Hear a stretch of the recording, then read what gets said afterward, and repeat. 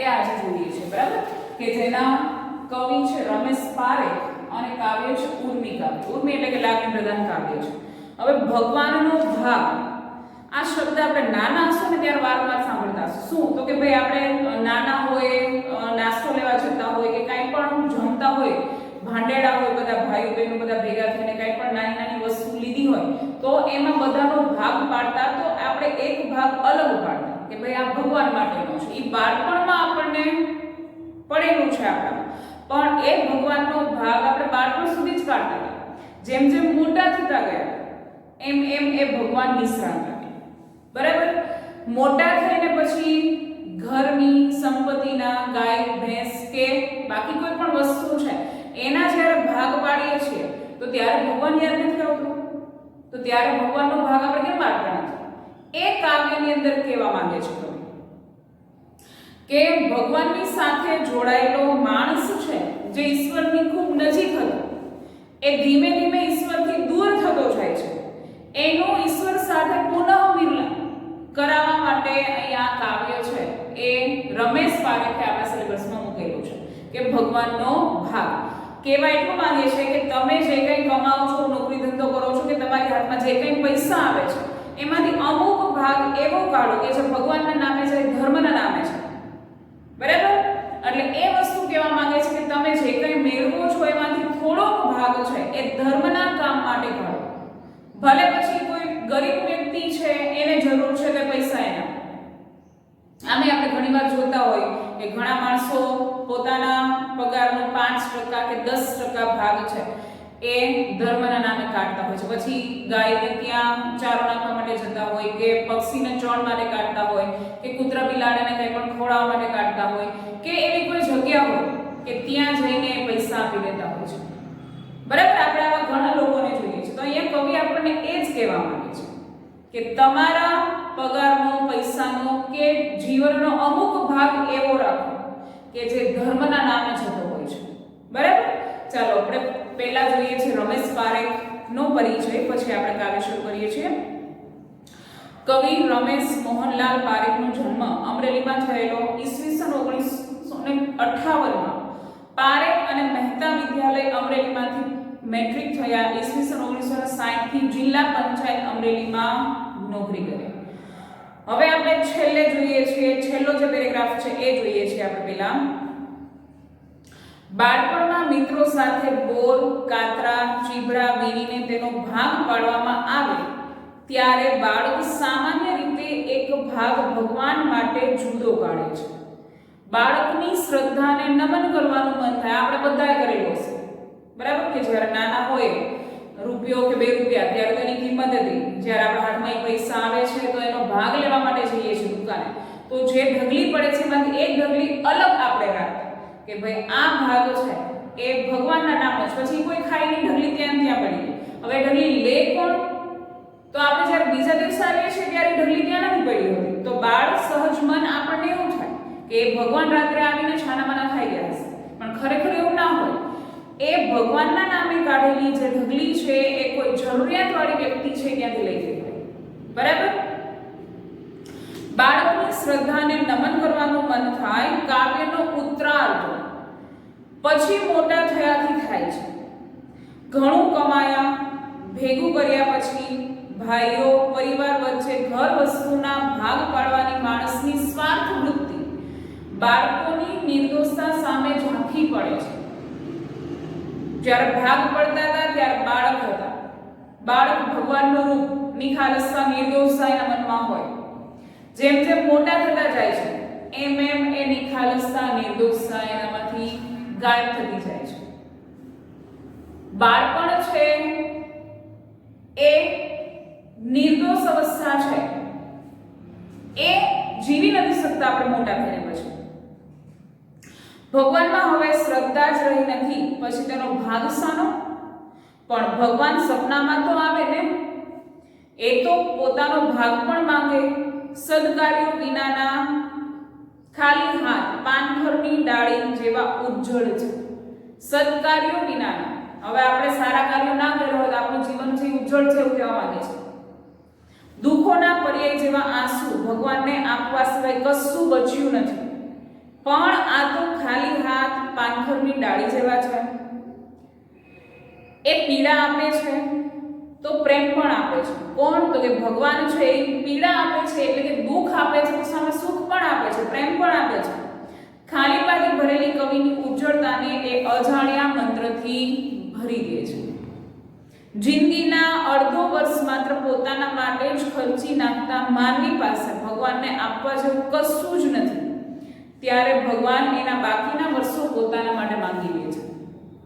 બાકીના વર્ષો એટલે કે માણસ પોતાની અડધી જિંદગી છે નોકરી ધંધા કે પૈસા કમાવામાં કાઢી નાખે છે. જ્યારે એનું શરીર નથી હાલતું ત્યારે પોતાનો અમુક ભાગ છે સમયનો એ ભગવાનના કાર્યોમાં એટલે કે સદકાર્યોમાં વાપરે છે. આપણે જોઈએ છીએ કે મોટી ઉંમરના લોકો લગભગ ધર્મ તરફ પડેલા હોય છે, મંદિરે પડા રહેતા હોય કે કાંઈ એવા ભજન કીર્તન કરતા હોય, એટલા માટે કે જ્યાં સુધી જીવન જીવા પોતાના યુવાનીના સમય દરમિયાન ત્યાં સુધી ભગવાન માટે ટાઈમ નથી કાઢતો. પણ હવે જ્યારે એના હાથ પગ નથી ચાલતા તો એ સમય છે ભગવાનમાં ફાળવે છે.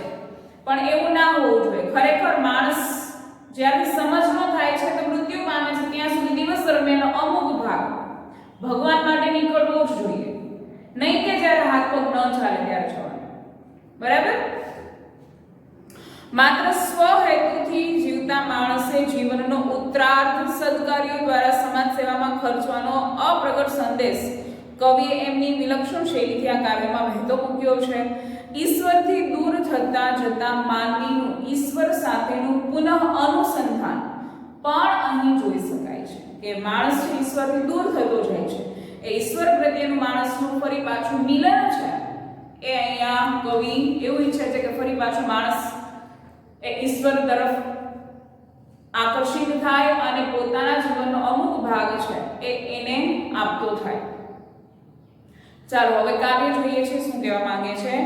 નાનપણમાં બોરા વીણવા જતા. હું તો ગઈ છું, તમે ગયા હોય તો ખબર નહીં, અથવા ગામડામાં રહેતા હશો તો બધા ગયા હશે. બરાબર?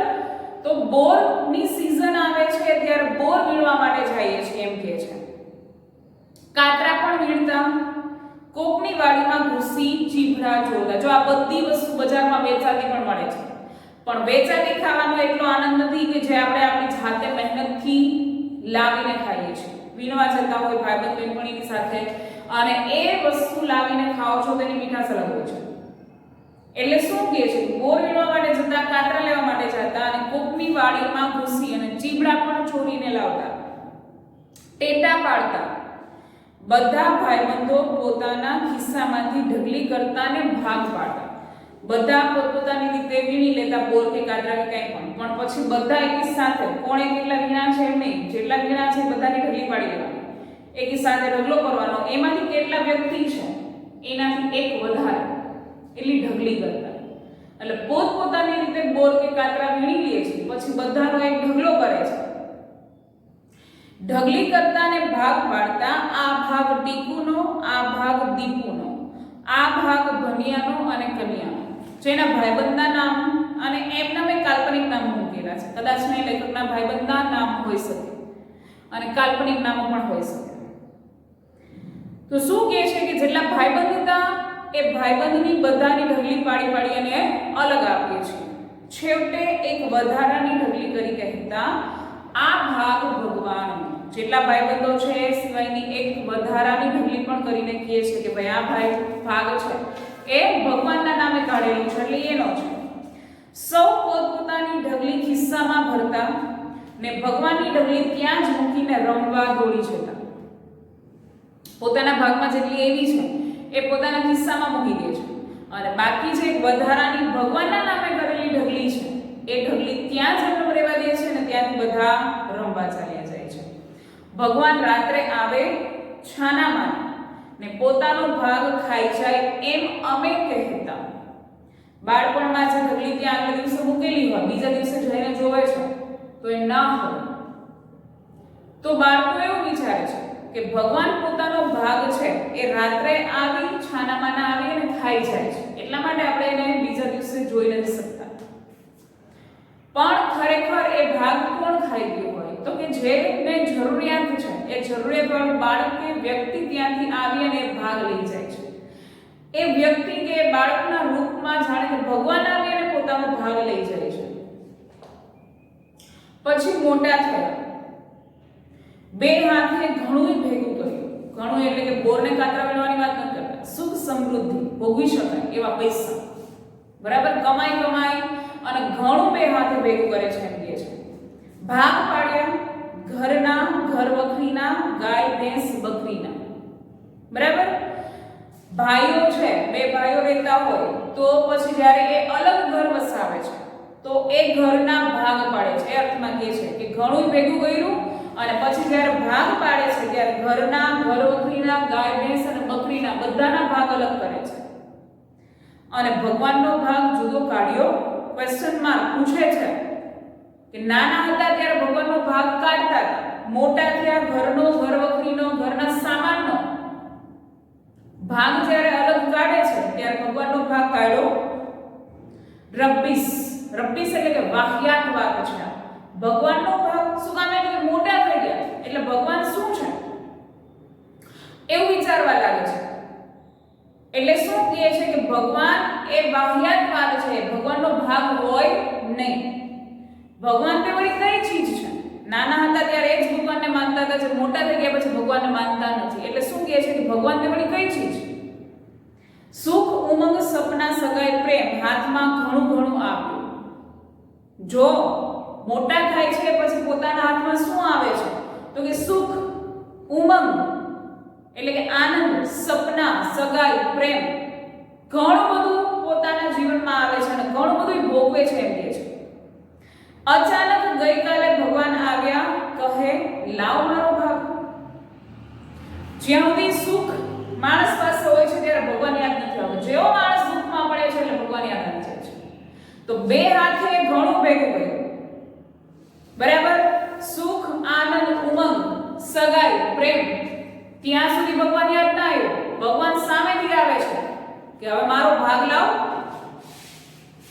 મેં પાનખરની ડાળી જેવા મારા બે હાથ જોયા ઉજ્જળ એટલે કે ખાલી. પાનખરની ઋતુમાં વૃક્ષો પરથી પાંદડા ખરી જાય છે તો ડાળીઓ છે કેવી થઈ જાય છે? સાવ ઉજ્જળ થઈ જાય છે. તો અહીંયા કવિ શું કહે છે કે જ્યારે મારી પાસે આવી અને ભગવાન પોતાનો ભાગ માંગે છે તો જેવી પાનખરની ડાળીઓ હોય એવા મારા બે હાથ હતા ઉજ્જળ, હાથમાં કાંઈ જ હતું નહીં. એકાદ સૂકું તરણું એ નહીં, સુકાયેલું એકાદું પાંદડું પણ નહોતું એમ કહે છે. શેના ભાગ પાડું ભગવાન સાથે? મારા હાથમાં કાંઈ નહોતું એમ કહે છે તો હું શેના ભાગ ભગવાન પાસે પાડું?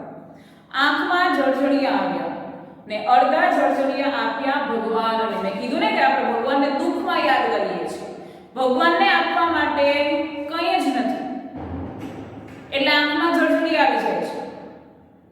તો એ જળજળિયા, એ દુઃખ હું ભગવાનની સાથે બાટું છું કે મારી પાસે અત્યારે બીજું કંઈ નથી, તું મારા દુઃખમાં ભાગીદાર બન. તો એ આંખના બે જળજળિયા હું ભગવાનને આપું છું. મેં કીધું એમ કે જ્યારે 10માની 12માની એક્ઝામ આવે છે, પરીક્ષા નજીક હોય, અચાનક ભગવાન યાદ આવે છે, અચાનક બધી માનતા, હાથમાં દોરા વીંટવાના બધું ચાલુ થઈ જાય છે. જો તમે માનો છો ભગવાનને તો 10માની શરૂઆતથી જ ભગવાનને સાથે રાખો, નહીં કે ખાલી એક્ઝામ પૂરતા રાખો. એમાં આસ્થા રાખો ભગવાન મારી સાથે છે, હું પાસ થઈ જ જઈશ, સારા માર્ક્સે પાસ થઈ જઈશ, બરાબર. એટલે આંખના બે જળજળિયા ભગવાનને આપે છે. વાહ કહી ભગવાને મને અડિયા, ખંભે હાથ મૂક્યો. કે વાહ, ભગવાને એમ કહે છે કે એને મને શું આપ્યું ભાગમાં? મારી ઉજ્જળતાને પંપાળી. કેમ કે દેવા માટે તો બીજું કાંઈ હતું નહીં, ખાલી ઉજ્જળ હતો. એમ કવિ એવું કહે છે હું ખાલી ઉજ્જળ હતો એટલે મારી ઉજ્જળતાને પંપાળે છે. મારા ખાલીપાને ભરી દીધો અજાણ્યા મંત્રથી. મારી જિંદગીમાં ખાલી હતો, કવિ એવું કહે છે. તો ભગવાને કાનમાં આવીને ખાલીપાને જાણે કે કોઈ અજાણ્યો મંત્ર કાનમાં ફૂંક્યો તો એ ખાલીપાને ભરી દે છે. તેણે પૂછ્યું કેટલા વર્ષનો થયો? એવો કોઈ અજાણ્યો મંત્ર ભગવાન છે એ ઊંઘમાં આવી અને કાનમાં ફૂંકે છે એટલે એનો ખાલીપો છે ભરાઈ જાય છે.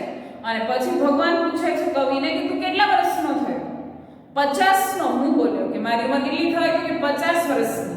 અચ્છા, ભગવાન બોલ્યા 100 માંથી જો એની ઉંમર કેટલી બાકી રહેવાની છે કહી દે છે તું 100 વર્ષ જીવીશ. તો 100 માંથી 50 થયા, અડધા તો તે ખર્ચી નાખ્યા. ખર્ચી નાખે એટલે કે તે તારા મોજ શોખ માટે જીવન જીવીને તારી ઉંમરનો અડધો ભાગ છે કે તે તારી મોજ શોખ પાછળ ખર્ચી નાખ્યા એમ કે છે. 100 માંથી અડધા તો તે ખર્ચી નાખ્યા. હવે લાવ મારો ભાગ. હવે એમાંથી લાવ મારો ભાગ ને મેં બાકીના 50 વર્ષ ટપ દઈને મૂકી દીધા ભગવાનના હાથમાં. મતલબ કે માણસ 50 વર્ષનો થાય છે ત્યાં સુધી જિંદગી જીવવાની ભાગદોડમાં રચોડી છે. નોકરી, ધંધો, ઘર, પરિવારને સાચવવામાં દોડાદોડી કરે છે. જેવી 50 વર્ષની ઉંમર પૂરી થઈ જાય છે, એનું શરીર નથી હાલતું અને હાથ પગ નથી હાલતા, ત્યારે ભગવાનને ભજવામાં લાગી જાય છે. એટલે શું કહે છે ભગવાન કે તારી અડધી ઉંમર છે એ તે ખર્ચી નાખી નોકરી ધંધામાં. હવે બાકીના જે 50 વર્ષ છે એ તું મને આપી દે. મને આપી દે મતલબ કે મારા સત્કાર્યોમાં, મારા ભજન કીર્તનમાં તું વિતાવ. એટલે બાકીના જે 50 વર્ષ છે એ તું મને આપી દે. અને કવિ એવું કહે છે કે મેં ટપ દઈને કંઈ પણ વિચાર્યા વગર મારા 50 વર્ષો છે એ મેં ભગવાનને આપી દીધા. ભગવાન છાનામાના રાત્રે એનો ભાગ ખાય. મતલબ કે ધાર્મિક કાર્યોને જોતા, કવિ જે ધાર્મિક કાર્યો કરે છે જોતા ભગવાન આનંદમાં આવી જાય છે. હું હવે તો ભગવાનનો ભાગ બની પડ્યો છું, અહીં જોઉં છું રામ. હું હવે ભગવાનનો ભાગ એટલે કે ભગવાનની હાથમાં એક જાણે કે રમકડું હોય એ રીતનું મારું જીવન છે. ક્યારે ભગવાનમાં ન પડે, કેમ કે જ્યારે વૃદ્ધાવસ્થામાં આવે છે ત્યારે શરીર સાથ નથી આપતું, નરમ ગરમ શરીર રહેતું રહે છે. એટલે શું કહે છે કે હું હવે ભગવાનનો એક ભાગ બની ગયો છું. કે ક્યારે રાત પડે ને ક્યારે આવે છાનામાના ભગવાન ને ક્યારે આરોગ્ય ભાગ બનેલા મને મારું જીવન ક્યારે સંકેલી લે એની રાહ જોઉં છું. એમ કવિ કહે છે કે હવે હું ભગવાનનો એક ભાગ બની ગયો છું. હું રાહ જોઉં છું કે ક્યારે ભગવાન છાનામાના રાત્રે આવે અને મને ક્યારે આરોગ્ય ને ક્યારે હું ભગવાનના મોંમાં ઓગળતો મારું જીવન છે એ સંપૂર્ણ સમાપ્ત કરું. કાવ્ય અહીંયા પૂરું થઈ જાય છે કે મેં જે મારા બાકીના 50 વર્ષો ભગવાનના હાથમાં મૂક્યા સત્કાર્યો કરવા માટે, ધાર્મિક કાર્યો કરવા માટે, બાકીના 50 વર્ષો છે એ મેં ભગવાનના હાથમાં મૂકી દીધા. કે હવે પછીના હું મારા 50 વર્ષ જે બાકી છે એમાં હું સારા કાર્યો કરીશ, ધાર્મિક કાર્યો કરીશ. અને જેમ જેમ ઉંમર પૂરી થતી જાય છે એમ હું વિચારું છું કે હવે ક્યારે મારી જીવન લીલા સંકેલાય અને ભગવાન ક્યારે મને આરોગ્ય એટલે કે એનો જીવ લઈ લે અને ક્યારે હું મારી જીવન લીલા છે એ સમાપ્ત કરું. અને અહીંયા આપણું કાવ્ય છે એ પૂરું થાય છે. લેખક અહીંયા કવિ એવું જ કહેવા માંગે છે કે માણસી પોતાના હેતુ માટે જીવે છે, પણ પોતાના જીવનનો જે ઉત્તરાર્ધ પાછળનો ભાગ છે એ જ સમાજ કાર્યો માટે, સારા કાર્યો માટે કાઢે છે. એવું નહીં, માણસે પહેલેથી જ પોતાના જીવનનો અમુક સમય છે